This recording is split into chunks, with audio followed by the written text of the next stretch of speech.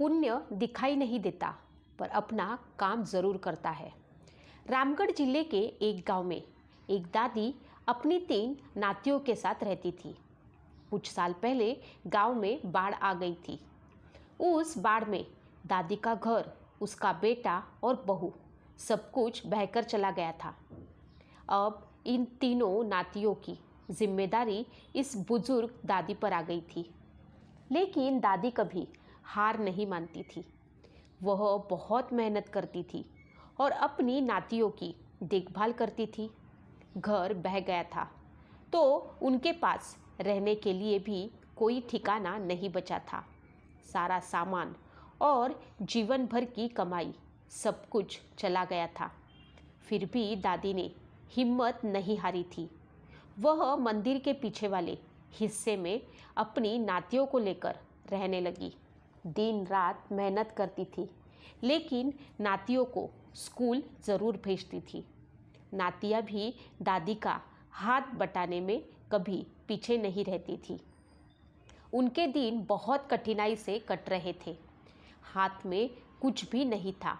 फिर भी जब भी कोई अच्छा काम करने का मौका आता, दादी कभी भी पीछे नहीं हटती थी। मंदिर में अक्सर दूर दूर से यात्रा करने वाले यात्री रात में रुकते थे। सुबह होते ही वे अपने रास्ते चले जाते थे। अगर कोई भूखा यात्री वहाँ आता तो दादी अपना हिस्सा उसे खिला देती और खुद भूखी सो जाती थी। दादी के इस व्यवहार से उसकी बड़ी नातिन को बहुत गुस्सा आता था। उसे लगता था कि हमें खुद एक वक्त का खाना ठीक से नहीं मिलता, लेकिन दादी अपना हिस्सा भी किसी और को दे देती है। उसे दादी का मेहमान को खाना देना बुरा नहीं लगता था, लेकिन यह बुरा लगता था कि दादी खुद भूखी रह जाती है। वह दादी को इस बारे में समझाती थी। तब दादी हमेशा समझाती, अगर हम एक हाथ से देंगे तो हमें कभी न कभी 2 हाथों से मिलेगा। दादी को अपने अच्छे कर्मों पर पूरा विश्वास था। जब बड़ी नातिन को खाना परोसने को कहा जाता तो वह थाली कटोरे बजाकर गुस्सा जताती। तब दादी कहती, हम क्या खाते हैं या भूखे रहते हैं, यह पड़ोसी को भी कभी पता नहीं चलना चाहिए। जब वह भाकरी मतलब रोटी बनाती थी तो गुस्से में ज़ोर ज़ोर से थपथपाती थी। तब दादी कहती, कितनी रोटियां बनी हैं, यह तवे को भी पता नहीं चलना चाहिए। एक दिन की बात है, दादी ने बड़ी नातिन से रोटियां बनाने को कहा। मंदिर में एक यात्री आया था तो दादी उसे पानी देने चली गई। नातिन को समझ में आ गया कि दादी अपनी रोटी भी उसे दे देगी। घर में सिर्फ 4 रोटियों का ही आटा बचा था। गुस्से में वह ज़ोर ज़ोर से भाकरी थापने लगी। भाजी मतलब सब्जी बनाने के लिए भी घर में कुछ भी नहीं था, इसलिए सिर्फ मिर्ची की चटनी बनाई गई। चारों ने एक एक रोटी ले ली। एक थाली दादी के लिए रख दी गई। तीनों नातिनें खाने के लिए बैठ गई। दादी ने अपनी थाली उस यात्री को दे दी।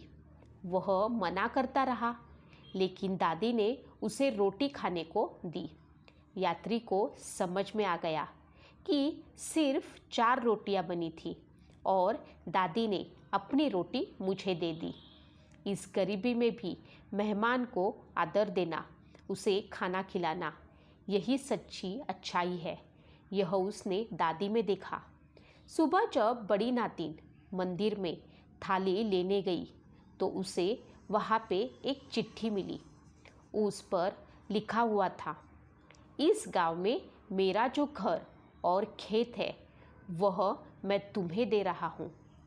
तीनों नातियों को खूब पढ़ाओ और बड़ा बनाओ। यह पढ़कर बड़ी नातिन को दादी की बात याद आई। हम अगर एक हाथ से देंगे तो हमें दो हाथों से मिलेगा। सच ही तो है, जब हम किसी की मदद करते हैं तो कोई न कोई हमारी मदद के लिए ज़रूर आता है। जब हम एक हाथ से देते हैं तब दूसरे हाथ से हमारे अच्छे कर्म हमारे में प्रवेश करते हैं। पुण्य कभी भी दिखाई नहीं देता, लेकिन समय आने पर वह अपना असर ज़रूर दिखाता है। इसलिए पुण्य के बीज बोते रहो, फल की चिंता मत करो, क्योंकि फल ज़रूर मिलेगा। पुण्य एक दीपक की तरह होता है जो खुद जलता है लेकिन दूसरों को रोशनी देता है। आपका इसके बारे में क्या कहना है? आपके विचार कमेंट में ज़रूर बताइए। कहानी सुनने के लिए आपका मनपूर्वक धन्यवाद।